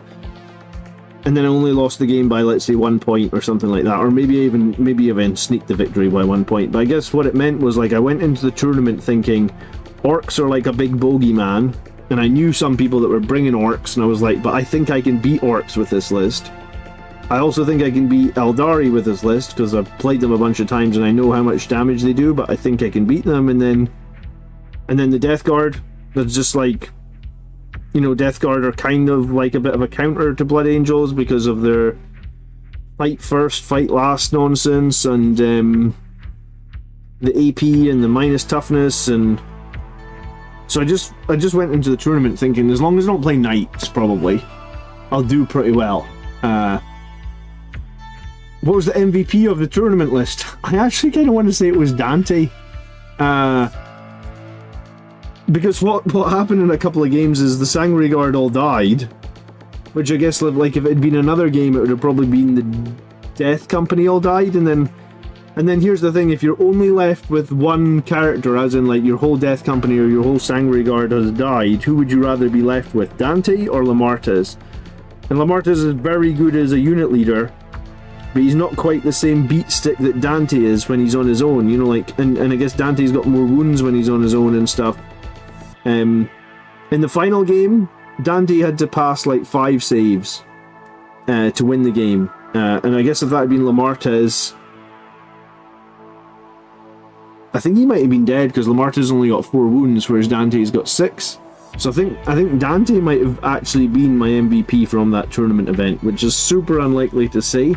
And considering barely anyone, is actually running Dante in competitive play, but for me, the way I played him, the way I kept him in reserve every game, it worked out really, really well. Probably better than I expected, but yeah, I did go in feeling a bit more confident than I might normally go into feeling for a GT, and then it was day 2, first game up against Chaos Knights, having lost to Chaos Knights in a very tough situation at the same point in like my last event, right? Like, I think I was 3-0 in my last event. I had to play Chaos Knights, start of day 2, and I lost. So this time round, and I knew exactly what the Chaos Knights were going to do. I was a little bit lucky in that, like, that's sometimes that I think you need a little bit of luck to win a GT, but yeah, against the Chaos Knights, I think there was 2 or 3 times where I, like, you know, you hit the Knights with 50 attacks, for example, and it's that very last save that he fails that kills the Knight, right? Like, that happened like 3 times in that game. That doesn't happen, like, that goes the other way and he passes those 3 things and each Knight is left with 1 wound left. But it's like fucking OC8 with even 1 wound left. That game goes completely differently. And yes, I did win the game against the Knights by like 12 points. But like, 12 points probably flatters me, because if one of those Knights survived on like 1 wound, that could have been quite a bit different. It's quite lore accurate that Dante ends up being the last survivor. Yeah, it reminded me a bit of like Devastation of Baal maybe, right? Skullhead, thanks so much for hanging out. You're hopping on another stream, how dare you? I'll let you off. He's the golden savior. Yeah, do you know what? It's fitting that I won the GT with like 10 Sangre Guard and 10 Death Company. I think that's the most fitting thing about it. Probably because as long as my channel has been here, I've never conformed to like those lists of 30 Death Company or 30 Sangre Guard, right? Like, I've always conformed to, I like to have a bit of a balanced list with a little bit of fire support. I've always talked about that. I think for the longest time I talked about 500 points of fire support to buff up your Blood Angels. Well, my list had 400 points of fire support in it. Two Predator Destructors and a Ballistus Dreadnought, which is precisely 400 points. So I got like 100 points less than the fire support than I normally might aim for. But I think I'd actually aim to have a little bit less fire support. I was wanting to spend as least points I could on the fire support and for it to still be somewhat decent. And I think 2 Destructors and a Ballistus is a decent amount of fire support for 400 points. No Whirlwind. Yeah, no Whirlwind. Predator Destructors still are a bit more iconic than Whirlwinds, huh? Wouldn't you think? I definitely owned a Predator Destructor a long time before I owned a Whirlwind. I feel like I owned a Predator Destructor in like 1994, maybe I got a Whirlwind in like 2000 or something. I definitely had the Predator Destructor first. It was like, with that like yellow cannon, surely that's like one of the first ever tanks you had as well, Highland Phoenix, right? No?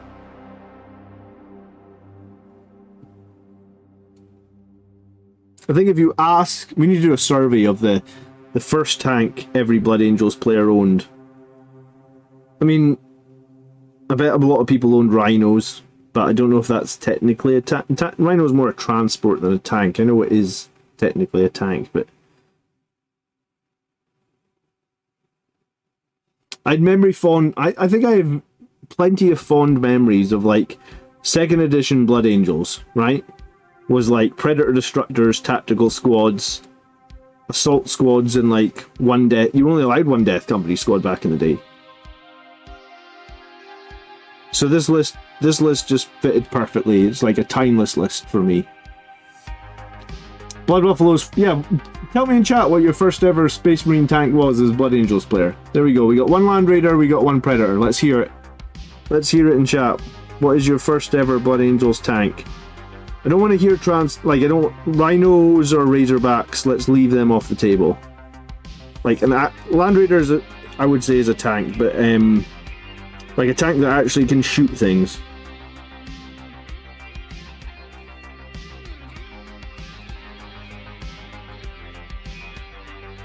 Ball Predators.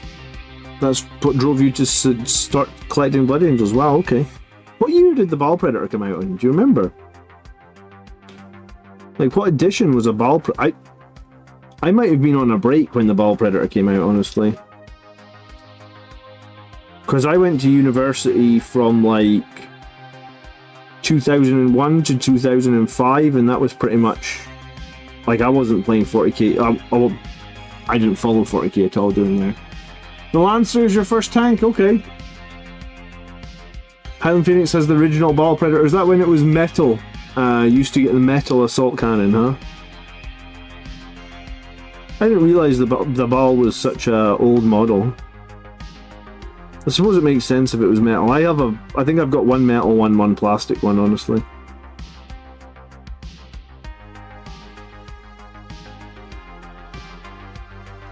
Lee is the Whirlwind.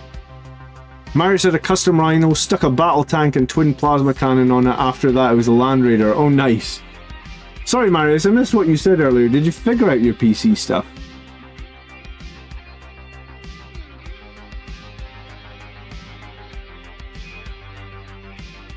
Oh, I'm reading it. You said you overspent. It's very easy to overspend on a PC these days. I definitely overspent on the one that I use, because I barely play any games at all.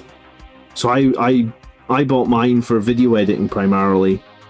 But I definitely feel like I overspent on it as well. I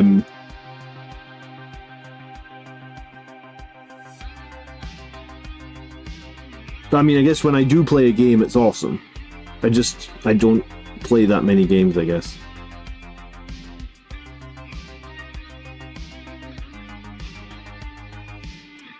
A couple of impulsors.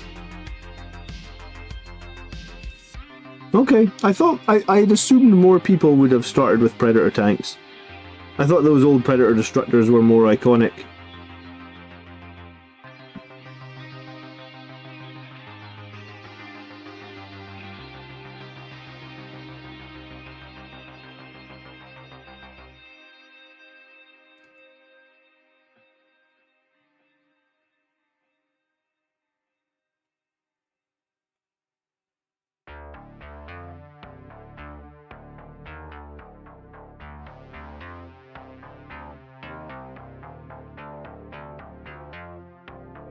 You really overspent on the monitor as well. I didn't realize you were buying monitors too. Cool.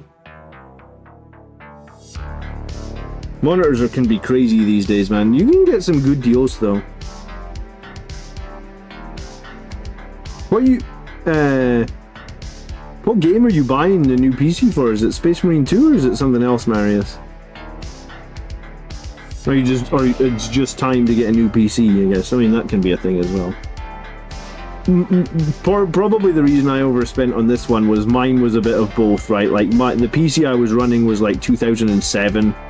So it was like by some miracle this PC had survived like 12 years or something, and it was working okay. It was pretty slow at video rendering though. Because I remember when I got my new PC, I could render like a half-an-hour video in 10 minutes, and I remember on my old PC a half-an-hour video took like maybe 2 hours to render. So I'd literally have to like go to bed. If I was making like more than one video a week, I'd have to like set it rendering while I went to sleep. I'm still on the fence about cancelling. The thing about letting someone else build it, Marius, it's just like peace of mind when you get it and everything just works, right? My second purchase was a 3-pack of Furioso Dreadnoughts. What the hell do you mean a 3-pack? Like, there was a store that sold 3 Furiosos in a box? Like, that was a thing? Nah, was it? Were they plastic or were they metal, Jim? They're probably plastic, surely.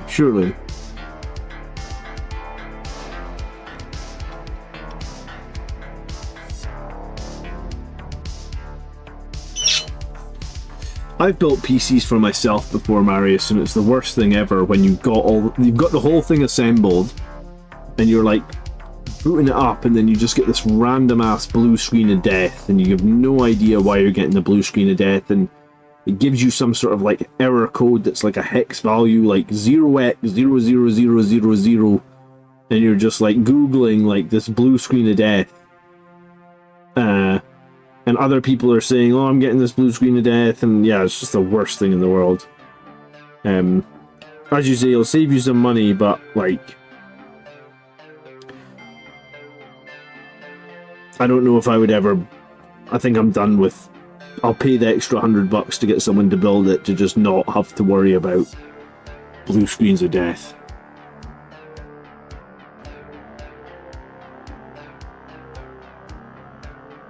Valrak just started up a live stream. I was speaking to Valrak. Which night was it? I can't remember which night it was. But I've challenged him, like, to a game. And then he said, you're too far north. And yeah, I said, King in the North. And he said, like, no, you're not King in the North. You're more like Mance Raider. So apparently, to Valrak, I'm the Wildlings.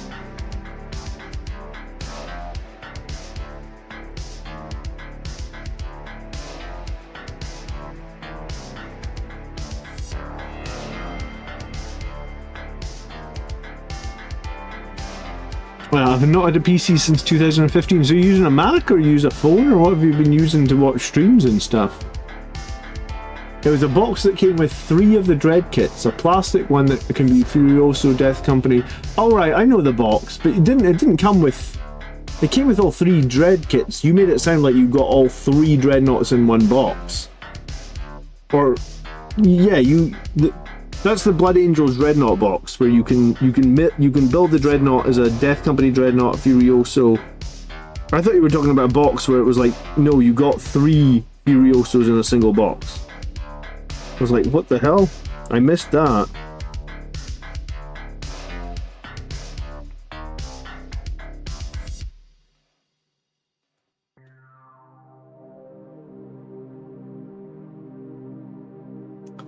I hope that they, like I said, I hope that they take some of those. I had 3 full kits, okay. Yeah, King Beyond the Wall. Yeah, I don't know if I could play him as Zacharis and it could be serious, right? Because like I can be pretty feisty with my friends, and I know how trolly he can be. So I think if we played each other, I think it would It wouldn't be a PG stream, that's for sure. And I tell you, every single time an Imperial Fist model dies, and let's face it, a lot of them are gonna die. In fact, probably all of them. I'd have to say something. I don't know what to do. I'm very competitive at the best of times. See, when I'm playing other Space Marine chapters, it just goes to a whole other level, I think. I mean, that's probably why I've invited Marius to come on the stream, right? Like, I like you, Marius. I'd like to, next time we meet up, we're getting a photo together, by the way. I'm really gutted that we didn't get a photo. I'm really thankful that you came to the GT, and I'm thankful you had a good time, and it was really nice to meet you, but see if we play on stream and you bring Ultramarines. Like, I hope you know, like, I am not going to be pulling any punches. We're going to be kicking the living shit out of some Ultramarines. I know we're, like, brothers and everything, but, like, nah.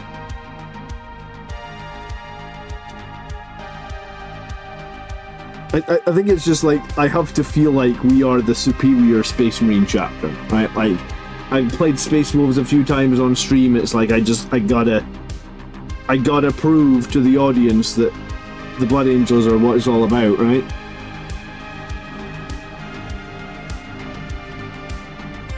But hey, you've started Blood Angels now, Marius, it's all good. You done anything else than your Dante, or is it just Dante so far?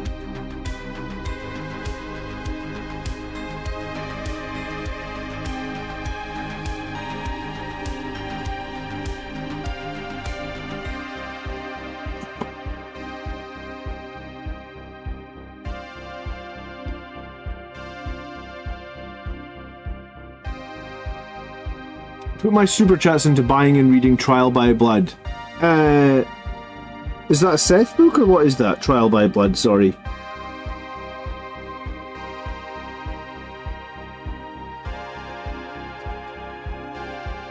I was gonna buy the, you know, the new Flesh Tearers book, whatever it was called.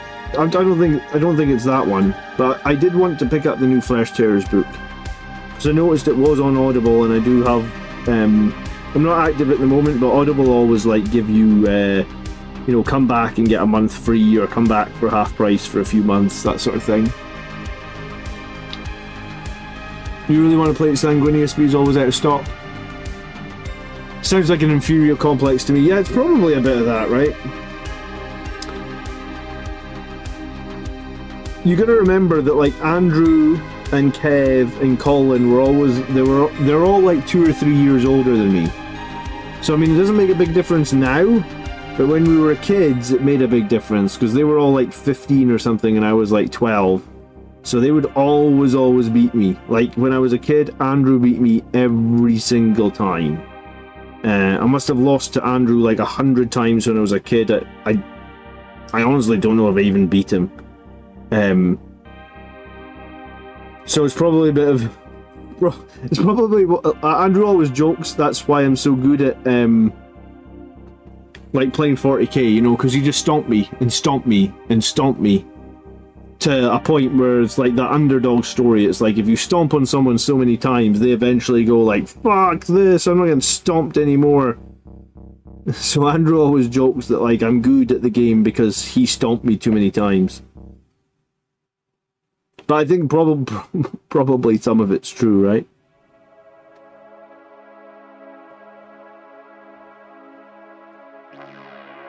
I wasn't sure what I was doing about these exhausts on the Outriders. But I think I like what I've ended up doing. I've just done a bit of like Lead Belcher on the pipes and Brass Scorpion on the like the raised exhaust bits. I think it's actually looks quite nice. Off topic, have you ever been tempted to run a couple of Warglaive armatures or Canucks Rets and Army List? So yeah, Sanguinar, I ran to a tournament in 9th edition. I ran 3 I was going to say 3 Helverns. No, it wasn't Helverns. I ran 3 Warglaives. to a tournament in 9th edition with my Blood Angels. It was a point in the meta where everything had stupidly high AP, and all the Space Marine tanks were just getting blown up all the time, and I like having some fire support, like I said. So I ran 3 Warglavies because they have a 5-up invuln, and they also had like,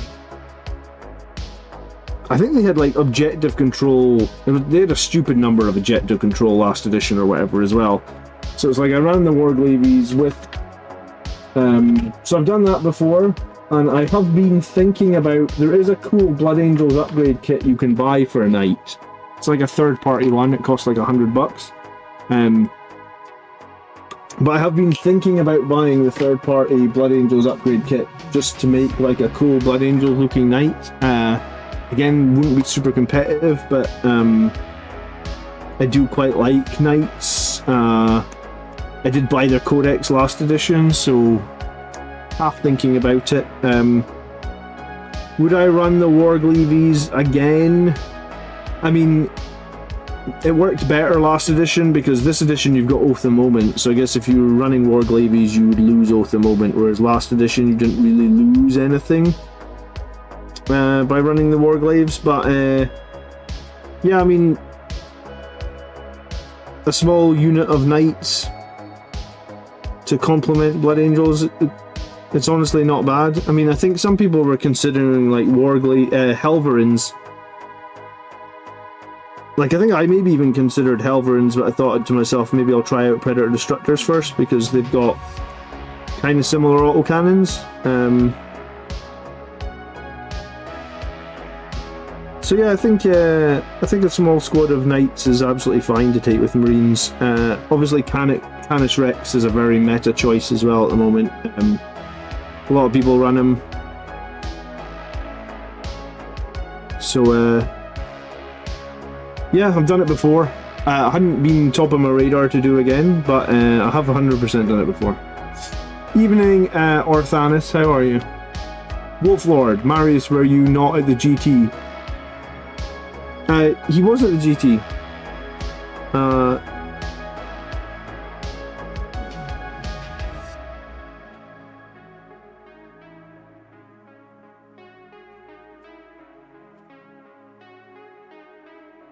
Hold on a minute.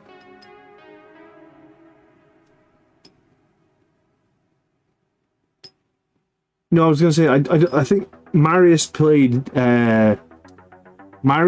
Gav in his first game, which he said he was doing okay until the Hearthguard arrived. You cringe every time you see a chapter-themed knight. Yeah, I mean, I guess it just depends on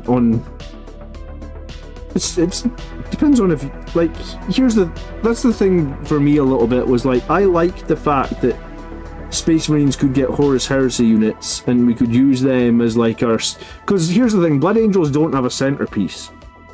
I mean, you could argue Dante's our centerpiece, but we don't have a Primarch, so in argument, like, if you really want to argue about it, like, the Primarch should be the centerpiece for the army, but we don't have one. So I liked having my super heavy tank as my centerpiece. Like, I mean, that's kind of why I bought, I don't know if it was why I bought the super heavy tank, but I definitely liked having it as a centerpiece. And then when they legends that, I'm like now looking for a new centerpiece. So that's probably why I'm half considering doing a knight, because it'd be like, well, that'll be my new centerpiece because I lost my existing centerpiece. If they sold a Sanguinius model, I'd just buy that and that can be my centerpiece. And I don't mean like the Horus Heresy Sanguinius. I want a 40k centerpiece for Blood Angels, like a big model. And I know that there's a rumor about a Ballistus a Brutalis Death Company Dreadnought. I mean, that's cool and all, but I don't know if I already got like a lot of Redemptor style chassis Dreadnoughts. I'm not sure I feel like they are big enough to be a centerpiece or epic enough to be a centerpiece. I mean, they're cool models, the Redemptor Dreadnoughts, but I'm not sure they're centerpiece models.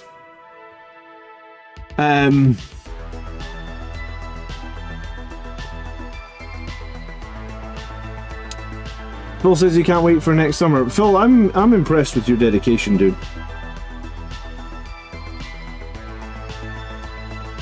Did you get like what did you do in the flight? Did you just chill back and watch some movies? Was there a good choice, or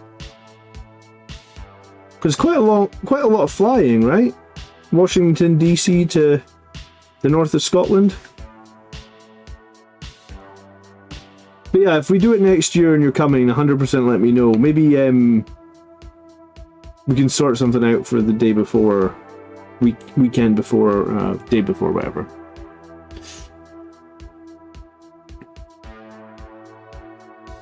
I was holding the middle till the hearth can arrive, lasted about 2 turns, then crumbled to dust.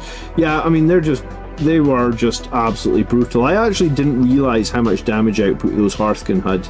I mean, I expected them to have a lot of damage output, and then he gave them sustain 2 or something, and I was like, oh my god, you've got sustain 2 on like these plasmas with +1 to wound and +1 to hit from your what do you call those, judgment tokens? Yeah, I mean, here's the thing. Gav was horrifically good in that event, and Votann don't even have like a full range of models, right? They're very limited on the kits they have. So I guess like I have a new respect for how strong Votann can be after playing Gav in that event. And he actually had to make a mistake to let me beat him, basically. Like if he hadn't made the mistake, because he actually said to me after the game, he was like, I made a mistake there, and I was like, yeah, I know you did, Gav, but like normally if your opponent makes a mistake, and you know, if you're really winning the game, you might tell them like, are you sure you want to do that? That's a mistake. Or if it's just a friendly game, you might be telling them like, hey, are you sure you want to do that? That's a big mistake. But having played Gav like a bunch of times, and he's beaten me like every single time, when he made the mistake, I thought about it in my head and was like, I'm pretty sure that's a mistake. But I was like, I'm not saying anything. Because normally like I would just be like, are you sure that's what you're doing? Because I think that's a mistake. I was just like, shut up, John. Don't be honest here, be quiet. And I just, like, we just played on, and then after the game I texted him and was like, was that a mistake? And he replied, he's like, ah, shit, yeah, that's a mistake. So it happens to the best of us, huh? Maybe I finally got inside Gav's head, like he's actually thought I was a good opponent.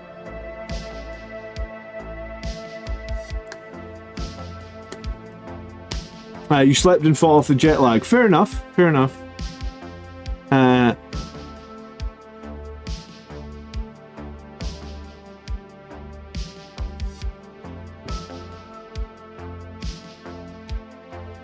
I never even thought about that, Phil. You must have been jet lagged. Were you jet lagged on, like... You must have been jet lagged, what, both days of the event? Like, did you wake up, like, super early, or...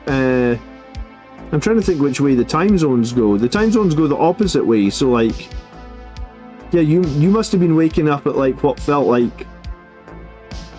You must have felt like you were waking up at, like, 2 AM or something like that to go to GT. That must be brutal. That's why I think if you go to like Las Vegas Open, you would need like a few days to acclimatize to the time zone, right?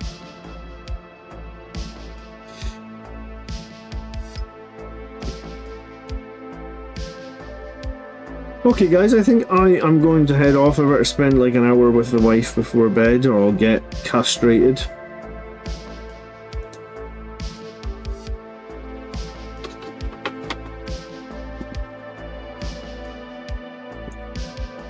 Got a little bit more of these Outriders.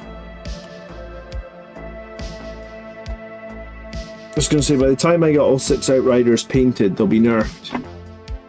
Saturday was fine, you woke up at 8. Oh, that's good. Because I've definitely had it where I've gone to not Florida, I've gone to America before for work, and I've woke up at like way too early. Sunday you were up at like 4 AM. Okay, cool. I suppose that would have made getting to the airport on Monday morning not that bad, because you probably woke up pretty early because you had an early flight, didn't you?